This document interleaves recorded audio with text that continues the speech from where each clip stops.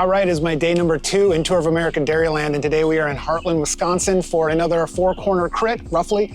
I've raced this one twice before, and both times I've raced it, it has blown into a million pieces. On paper, it looks like a really basic sit in the field, sprint at the end type of race, but for whatever reason, brakes and many brakes have gotten off the front. And when I woke up this morning, I thought there was probably going to be about 100% chance, yes, probably 100% chance that I was going to be racing in the rain. Right now, I'd give it maybe a 20 to 30% chance.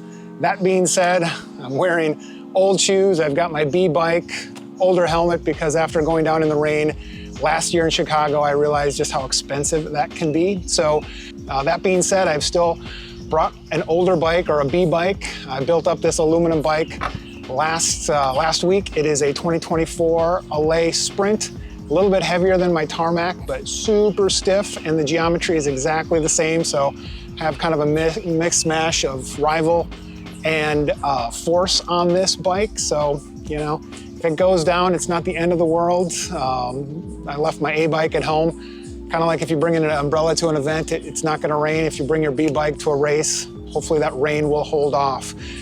Goals for this race, more than anything, to stay up front as breakaways are gonna get away. So if somebody like Carlos goes, I'm gonna try to stick with it.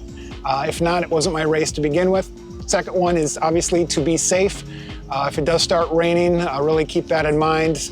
Don't touch the brakes, stay off the pavement. And then same as yesterday, if it gets to the end and the group is still together, fight for those wheels of those last several laps and get positioned behind some sprinters and go for it. It's a little bit of an uphill into that last turn. So again, deceivingly technical course today. We'll see how it goes. All right, race number 2 at Hartland is in the books. And boy, that has probably been the most fun I've had on the bike in over a year. This course has gone from being one of my least favorite towed courses in the past because it had just some kind of crazy tar snakes on the back, and I never really knew how to handle that sweeping turn, to one of my favorite. It now has some brand new, beautiful asphalt pavement, no tar snakes, so you can just rip all of these corners. And we did. We averaged almost 28 miles an hour for our 50-minute race. And let's face it, I could be a prognosticator. I could be a commentator because I predicted exactly how this race would play out. Carlos getting in a break and winning from the break.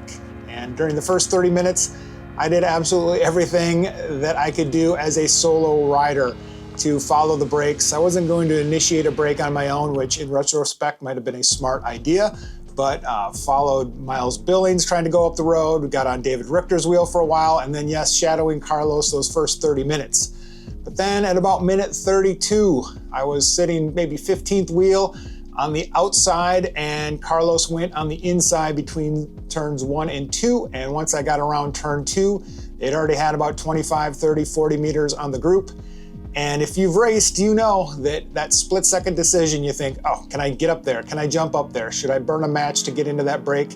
And I hesitated for just a second, thinking, oh, some bigger teams will bring it back. But unfortunately, all the bigger teams were represented in that breakaway. Carlos with the Meteor, PVR was represented, as well as Evoque Racing. So none of those teams are going to try to pull that back. We still kept our speed up, but again, that break stuck away for the win. With about 4 or 5 laps to go, I was sitting 4th wheel, going into a $100 preem. Took the last turn kind of funky, got caught behind somebody, and sort of half went for it, knowing that I wasn't going to be able to bridge up to that to get that preem. But saved my legs to the end.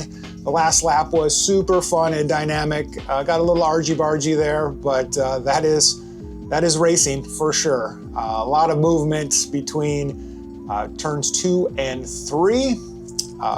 Shaun Bagley from Evoque Racing led us all out with a monster minute of over 30 miles an hour. And coming into that last turn, I lost a place or 2, and then between the last turn and the finish, didn't gain any, didn't lose any, was able to get out of the saddle and sprint, which is always one of my goals. I always just want to be in a position to be able to sprint, even if that sprint, in this case, is for 11th place. So overall, super duper fun crit course, super fun race. Hoping to build on this as we move forward to Bayview, so looking forward to that.